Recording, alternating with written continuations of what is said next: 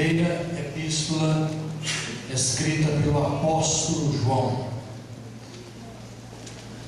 A Zilma, levanta a mão aí, Zilma, aniversariou ontem, e a Carol é hoje. Diga assim: Deus vos abençoe. Deus vos abençoe. Glória a Deus. Quero pedir que desligue o seu celular, por favor, tá? Nenhum celular ligado. Aqui não tem nem médico que está de plantão. Não tem pessoas que necessitam de ter o celular ligado. Às vezes algumas pessoas ficam com o celular ligado, passando mensagem e tal, e eu penso que é momento de você estar cultuando realmente a Deus de uma forma plena, total, ligado com Deus, conectado com Deus. Amém, irmãos? 1 de João, capítulo 1, versículos. Nós vamos ficar com versículos apenas o 3, mas eu quero ler os 3 primeiros versículos dessa primeira epístola de João. O tema da mensagem é uma espiritualidade focada na comunhão com Deus. Está escrito assim na palavra do Senhor: o que era desde o princípio, o que temos ouvido, o que temos visto com os nossos próprios olhos, o que contemplamos e as nossas mãos apalparam com respeito ao verbo da vida. E a vida se manifestou, e nós a temos visto, e dela damos testemunho, e vula anunciamos a vida eterna, a qual estava com o Pai e nos foi manifestada. O que temos visto e ouvido, anunciamos também a vós outros, para que vós igualmente mantenhais comunhão conosco. Diga após mim, por favor. Ora, a nossa comunhão é com o Pai e com seu Filho Jesus Cristo. Amém. Pode fechar a sua Bíblia e também os seus olhos. Pai de amor, obrigado a Deus porque temos sentido a tua presença nessa noite, cultuando ao Senhor. Na primeira reunião tivemos às 17 horas e agora também. Ó Deus, que o teu Espírito Santo ministre em nossos corações essa palavra, Pai, que o Senhor tem colocado em meu coração, que o Senhor tem falado comigo. Em nome de Jesus eu oro. O povo de Deus diz amém. Amém. Meus irmãos, eu falei com o pastor Ricardo que assim, você foi lá em casa e copiou meu esboço pelo que ele pregou aqui na primeira ceia. E eu já disse aqui em algumas mensagens sobre a minha preocupação com o crescimento dos evangélicos no Brasil. O último censo realizado deu conta que no Brasil já existem mais de 40 milhões de evangélicos. Pode dar glória a Deus. Glória a Deus.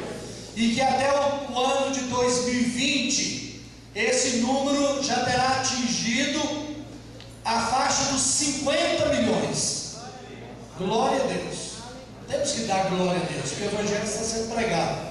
Mas o que me preocupa é que o número de crentes está crescendo, mas a qualidade de vida cristã está decrescendo. Por quê? A gente vê pela televisão, principalmente, que os grandes templos neopentecostais estão cada vez mais abarrotados de crentes, de gente, em vários cultos durante o dia, mas principalmente gente, crente, que estão indo buscar, como o pastor Ricardo falou aqui no culto mais cedo, vão buscar as mãos de Deus e não a face de Deus, que vão buscar a bênção e não o dono da bênção. Isso, de certo modo, é muito preocupante, porque os valores estão sendo invertidos. O Senhor Jesus Cristo disse: buscai, pois, antes, em primeiro lugar, o reino de Deus e a sua justiça, e as demais coisas vos serão acrescentadas. Então, amados, se eu quiser ter uma espiritualidade focada na comunhão com Deus, como diz o apóstolo aqui, a nossa comunhão é com o Pai e com o seu Filho Jesus Cristo. Mas onde está o Espírito Santo? É o Espírito Santo que nos leva à comunhão com o Pai e com o Filho, amém? Então, se eu quero ter a minha espiritualidade focada na comunhão com o Pai, na comunhão com o Filho, em primeiro lugar, é o item número 1. Eu tenho que ter paixão pelos valores espirituais. Paixão pelos valores espirituais. Desliga só essa aqui, por favor. Digo assim: paixão pelos valores espirituais. O apóstolo Paulo escreveu aos Colossenses, capítulo 3, versículo 1. Olha o que ele diz: portanto, já que vocês ressuscitaram com Cristo, quantos aqui ressuscitaram com Cristo? Diga amém. Procurem as coisas que são do alto, onde Cristo está sentado à direita de Deus. Fiquem ligados nas coisas do alto e não nas coisas terrenas. Colossenses 3, 1 e 2. E 1 Coríntios capítulo 7, versículo 31. Talvez você não leu. Se leu, não prestou atenção nesse versículo. Eu vou ler para vocês. 1 Coríntios 7, 31. E os que usam deste mundo, como se dele não usasse em absoluto, porque a aparência deste mundo passa. Então, os que usam deste mundo, usam as coisas do mundo, usam o carro, usam a casa, usam dinheiro, usamos muitas coisas deste mundo. Ele está dizendo: os que usam deste mundo, sejam como se dele não usassem em absoluto, porque a aparência deste mundo passa. Meus irmãos, nós vivemos em um mundo materialista. A prioridade é a bênção por bens materiais. Eu vi uma reportagem recente em um dos jornais de circulação nacional, dizendo que o brasileiro está cada vez mais endividado. É claro que se você contrair uma dívida e por essa dívida você tem condições de pagá-la, de saldá-la, tudo bem. Mas tem pessoas, muita gente está como que numa corrida desenfreada pelo consumo. E tem aquele ditado, que já tem se tornado já um ditado, que as pessoas compram coisas que não precisam, com dinheiro que não tem, para impressionar as pessoas as quais não gostam. Repetindo, muitas pessoas compram coisas que não precisam, com dinheiro que não tem, ou seja, com cartão de crédito que depois vai parcelar, ou com o cheque especial, com dinheiro que não tem, para impressionar pessoas que não gostam. Fulano precisa de ver que eu também posso comprar um carro, zero. Fulano precisa dizer que eu preciso trazê-lo aqui em casa para ver as cortinas novas que eu coloquei. Estava nem precisando trocar as cortinas, mas quer impressionar os outros. As pessoas estão ficando endividadas, estão consumindo sem precisar. Veja bem, a busca de bens materiais pode tornar-se insaciável, privando as pessoas de muitas alegrias que de outro modo talvez ela tivesse, mas aí depois nem dorme porque está endividado, e fica aquela angústia, fica aquilo outro e tal, fica doente, fica estressado, fica com pressão alta. muitos até morrem de AVC. É verdade. Mas existe, amados, uma força poderosa que tem se aproveitado dessa fraqueza humana, que se chama propaganda. Gente, eu não pego folheto de propaganda nos sinaleiros. Eu não pego. Ah, mas pega para ajudar fulano, é o trabalho dele, vai. Se eu não pegar, o outro vai pegar. Eu não pego porque, além de ser propaganda, de querer me induzir a comprar alguma coisa que eu não estou precisando, ainda vou juntar muito lixo. Meu saquinho de lixo dentro do meu carro, ele é bem pequenininho. A propaganda na televisão, propaganda no sinaleiro, propaganda em outdoor, tanta propaganda. Você passa na porta na vitrine de uma loja, na grande promoção. Não precisa de comprar, que é a lavadora de roupa ali, lava e seca, mas não está precisando, não, mas precisa, é imperdível. Olha ali, ela era de 1.800, agora está por 1.200. Mas meu bem, você não tem dinheiro, não, está dividindo lá em 893 vezes. Mas tem que pagar. Vai ter que pagar, é uma dívida.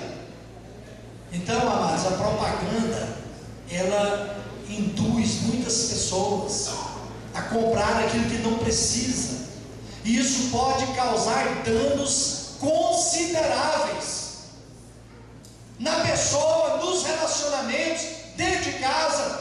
Gente, quantas famílias, quantos casais estão brigados por causa de dinheiro?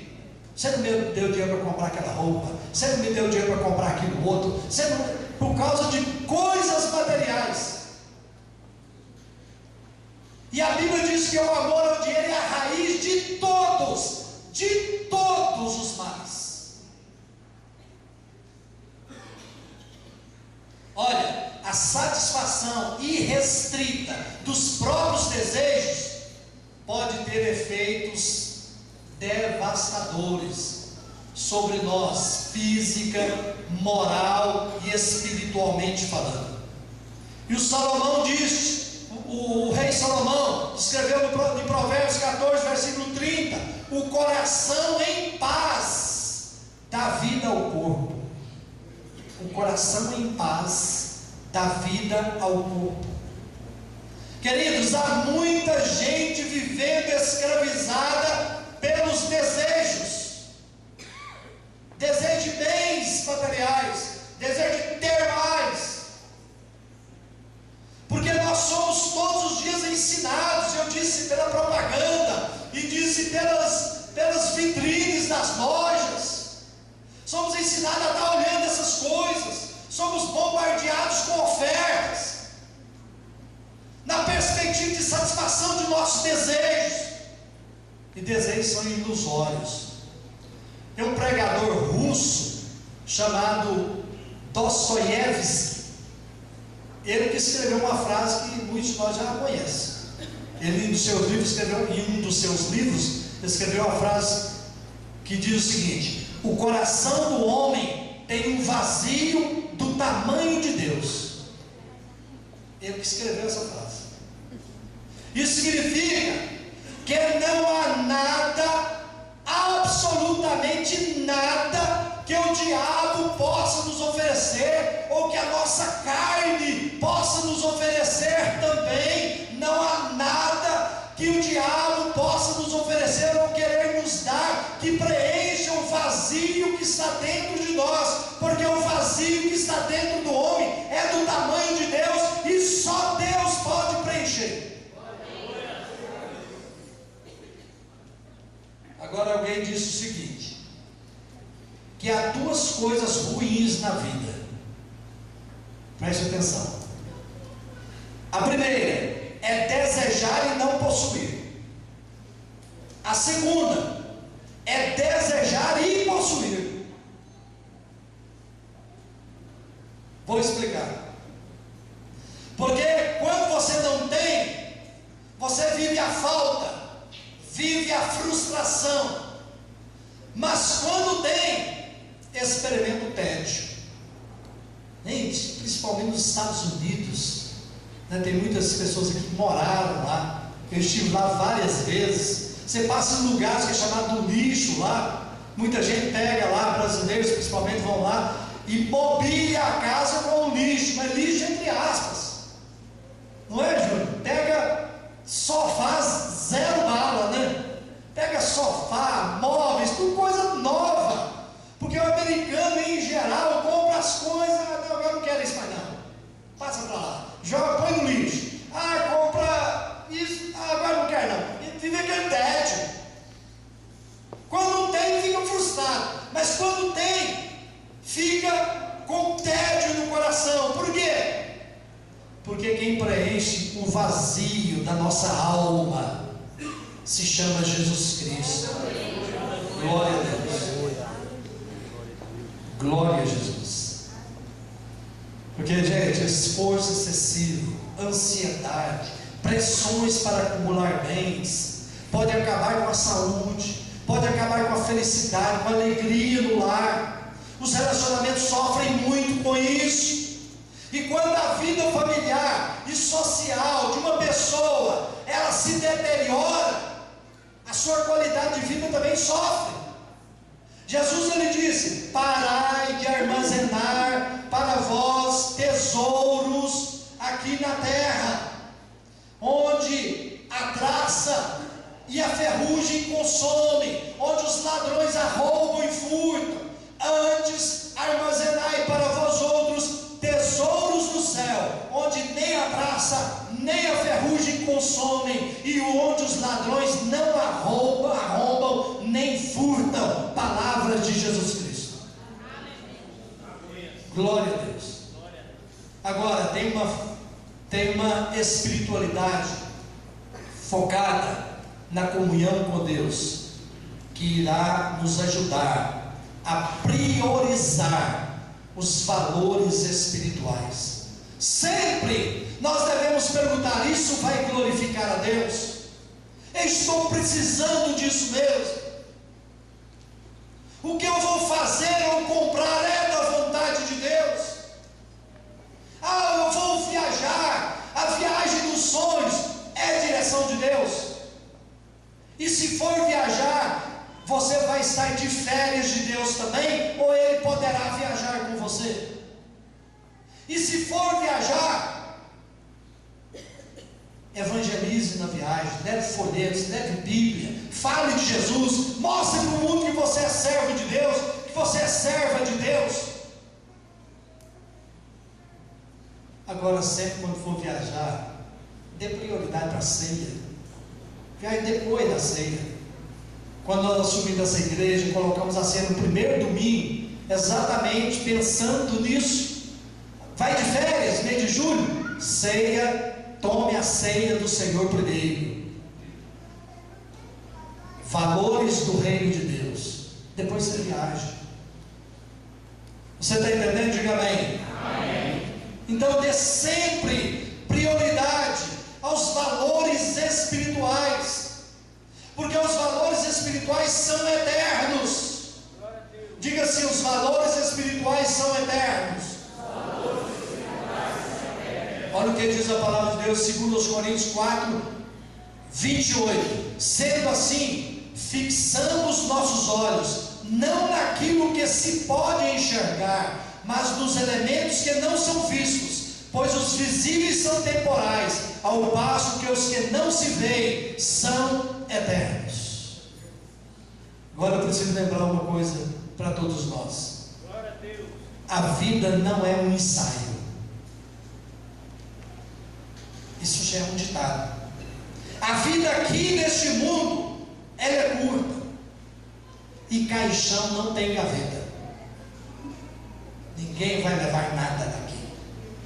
A Bíblia diz que as nossas obras nos acompanharão. Nós que somos salvos pela fé, pela graça, mediante a fé, as obras nos acompanham.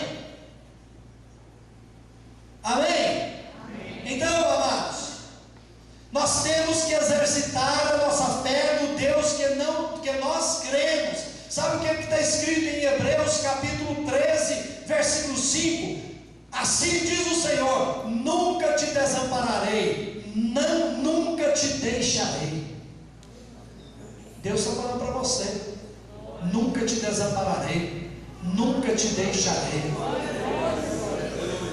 Não precisa de ficar ansioso, ansiosa com o que vai comer, com o que vai beber, disse Jesus. Os passarinhos não tecem, não trabalham, e não falta alimento para eles. Os lírios do campo, nem Salomão em todo o seu esplendor se vestiu como eles. E Jesus, em outras palavras, está dizendo aos discípulos: olha, eu vou cuidar de vocês. Diga para quem está ao seu lado: Deus vai cuidar de você.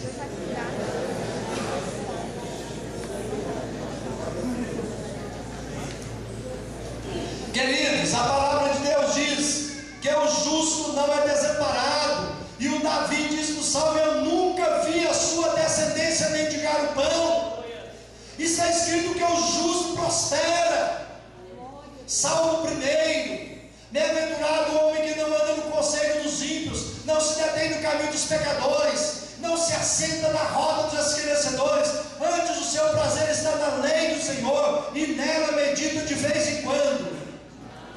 Nela medita dia e noite, pois ele será como árvore plantada junto a ribeiro das águas, cujo fruto dará no seu tempo, e tudo quanto fizer prosperará.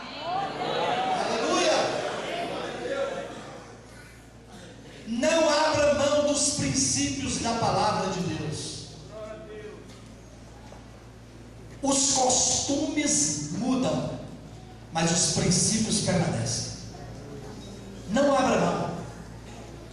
Quem tem uma espiritualidade focada na comunhão com Deus, tem paixão pelos valores espirituais e, consequentemente, não abre mão dos princípios da palavra de Deus. A igreja de Jesus Cristo está em todas as culturas da terra. Em todo lugar tem gente crente em Jesus. E o apóstolo João, lá em Apocalipse, ele viu uma grande multidão de toda língua, de toda raça, de todas as nações. Gente, eu estava falando com a Hebe, falando para ela essa semana, ontem ou anteontem, eu falei assim: bem, quando o João viu aquela grande multidão, mas era gente demais, e ele me viu lá, o João, eu estava no meio daquela multidão lá, que ele viu. Quem estava lá? Quem está lá daquela multidão, hein? Porque João já foi lá mais na frente, né? Então eu tenho certeza que eu estou lá. Glória a Deus. Então não abra mão dos princípios da palavra de Deus. Quando a gente fala em princípios, nós estamos falando de começo, de base, de alicerce, de fundamento. Olha o princípio da palavra de Deus: aquele que não nascer de novo não pode entrar no reino de Deus. Isso é um princípio. Para ver Deus tem que nascer de novo, tem que ser nova criatura em Cristo Jesus. Você pode dizer amém? Amém. Glória a Deus. Em segundo lugar, quem tem uma espiritualidade focada na comunhão com Deus tem desapego às paixões carnais. Gente, em todas as epístolas que Paulo escreveu, ele falou que nós devemos fugir das paixões carnais. Meus amados, Paulo e nem Jesus nunca nos mandou fugir do diabo. Não temos que fugir do diabo, não. O diabo é que foge de nós. Você pode dizer amém? Amém. A Bíblia manda resistir ao diabo. Então resista ao diabo e ele foge de você. Agora, se através das paixões carnais, se você não fugir das paixões carnais, melhor dizendo, aí você vai atrair o diabo. A Bíblia nos manda fugir do pecado, fugir da idolatria, fugir da promiscuidade, fugir da prostituição, fugir do adultério, fugir daquelas carnalidades que Paulo listou ali em Gálatas capítulo 5, a partir do versículo 19. Ciúmes, invejas, porfias, bebedices, glutonarias, enfim, tem uma lista grande lá. Devemos fugir das paixões carnais. Amém? Amém. Diga: eu quero fugir das paixões carnais. Glória a Deus. Glória a Jesus. Sabe, irmãos, o homem carnal, por mais esforçado que ele seja, ele não tem prazer nas coisas de Deus. Não tem. Ele não dá conta de ficar na igreja. O homem carnal, porque a paixão carnal também, ela é chamada na Bíblia de velha natureza, de velho homem. Como vencer as paixões carnais? Como nos desapegar delas? É o próximo item, que é o terceiro. Se eu quiser uma espiritualidade focada na comunhão com Deus, eu tenho que ter vida de oração. Vamos todos juntos? Vida de oração e consagração. Será que anjo parece com essa bolsa? Eu ia falar, parece com um anjo, né? Deus quer a gente assim, orando, concentrado nele. Nós estamos aí com 21 dias de oração, que começa sexta-feira, e eu quero que todos vocês participem. Sabe por quê? Se a gente tiver um compromisso, a gente é mais forçado a orar. Pelo menos 1 hora por dia, você vai dar o seu nome lá, colocando o horário que você pode nesses 21 dias de oração. Vamos começar dia 7, sexta-feira, e vamos terminar dia 27, uma quinta-feira. E no dia 15, nós vamos fazer aqui um sábado de consagração, das 8 da manhã até as 9 horas da noite. Vamos estar orando aqui na igreja, o dia inteiro, e vamos orar nesses 21 dias de oração. Gente, olha aqui quais os motivos que nós vamos orar. Eu gostaria até que você não colocasse nenhum pedido de coisas materiais. Mas olha, quais os motivos de oração? Por uma vida sem fofocas, sem murmurações, sem mentiras, sem julgamentos, sem invejas, sem hipocrisias. A lista é enorme, eu poderia ter colocado mais coisas aqui. Mas por uma vida de mais comunhão com Deus, mais oração, mais consagração, mais meditação na palavra, mais louvor, mais adoração a Deus, mais amor e humildade, mais compromisso com Deus, mais compromisso com a igreja. Vocês podiam aplaudir o Senhor.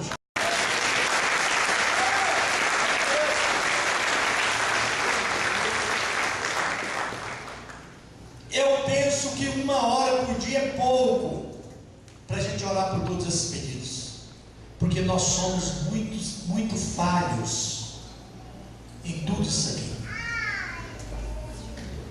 Quantos querem fazer o compromisso desses 21 dias? Vai dar o seu nome. Eu quero que oremos também, que diga amém. Amém. Eu quero que você faça o compromisso de jejuar 2 vezes por semana, pelo menos até o horário do almoço, para que nós tenhamos um grande avivamento aqui na igreja. Grande avivamento, amém? Glória a Jesus. Então, vida de oração e consagração. Todo crente tem que ter vida de oração, tem que ter vida consagrada. Consagração fala de vida totalmente entregue a Deus, vida voltada para Deus, vida separada para Deus. Paulo disse para Timóteo: nenhum soldado em serviço se envolve com negócios dessa vida. Queridos, não vamos envolver com negócios desse mundo, não, com esse sistema mundano, não. Vamos nos envolver com Deus. Vamos ter uma vida consagrada a Deus. O crente que tem vida consagrada a Deus não perde tempo com novela, não perde tempo com jogos eletrônicos. O crente que tem vida consagrada a Deus está separado para Ele. Ora mais, lê mais a Bíblia, jejua mais, visita pessoas para falar do amor de Deus. Glória a Jesus. Glória a Jesus. Quantos querem ter mais vida consagrada a Deus? Gente, tem muito crente, infelizmente, que leva uma vida de pecado, de carnalidades, e não conseguem se firmar nos caminhos do Senhor. Comece a ter uma vida de oração, a ter hábito para orar, a ter hábito de jejuar. A sua vida vai mudar, você vai ser livre das carnalidades, você vai ser ajudado pelo Senhor para não cair na tentação do pecado. Jesus, Ele nos ensinou a orar. Lá no Pai Nosso, Ele disse: olha, quando oreis, é Pai Nosso que está no céu, etc. E lá no final Ele fala assim, na oração: não nos deixe cair em tentação, mas livra-nos do mal. Não nos deixe cair em tentação. E o livro do mal, o mal no original é o diabo, mas livra-nos do diabo. Então você quer ficar livre? Ore mais, jejue mais, coma da mesa do Pai, comendo à mesa do Pai. Eu ouvi uma pregação lá no Congresso de Pastores. Eu e a Hebe estávamos lá, o pastor Ed René pregando lá, e pregou a parábola do filho pródigo. Então ele disse que todos os dois filhos, o filho mais novo e o filho mais velho, estavam longe do pai. Um optou para ir para a religião e ficou longe do pai. O outro optou para ir para a perdição mesmo, para o pecado mesmo, para as orgias, ficou longe do pai. Sabe o que os dois precisaram e o pai os convidou? O primeiro, mais novo, veio correndo e abraçou o pai arrependido. E o pai fez uma festa e pôs ele para comer lá à sua mesa. O outro mais velho chegou com inveja e dizendo: eu tenho feito tudo que o senhor manda e tal, etc. E o pai falou: meu filho, mas, em outras palavras, você precisa de comer da minha mesa. Tudo que eu tenho é seu, venha comer da minha mesa. Entra para a festa também. Queridos, quer ter vitória contra o pecado, quer ter vitória contra a carne, quer ter vitória contra o diabo, coma na mesa do Pai, coma à mesa do Pai, porque está escrito no Salmo 23: preparas-me uma mesa. Você pode dar glória a Deus? Glória a Jesus. Então, amados, tem muitos crentes que ainda não sabem o que é uma vida abundante em Cristo. E a espiritualidade focada na comunhão com Deus nos leva a uma vida abundante. E vida abundante é resultado de vida de oração, de jejum, de meditação na Bíblia, de prática da palavra, de pregação da palavra, de falar do amor de Deus. E em quarto e último lugar, para se ter uma espiritualidade focada na comunhão com Deus, devemos estar encharcados da graça e da compaixão de Deus. Essa é a encarnação da graça e da compaixão. Amados, o mundo precisa de ver a graça de Deus na minha vida e na sua vida. O mundo, as pessoas do mundo precisam de ver pessoas parecidas com elas, não, que fazem as mesmas coisas que elas fazem, que prostituem como elas prostituem, que bebem como elas bebem, que mentem como elas mentem, que trapaceiam como elas trapaceiam. Eles estão cheios disso. O mundo está precisando de ver pessoas diferentes, encarnados da graça, cheios da graça e da bondade e da compaixão de Deus. Glória a Jesus. Precisamos já agir com graça e com compaixão para as pessoas que não conhecem Jesus. Amém, irmãos? Glória a Deus. Por isso estou de pé, em nome de Jesus.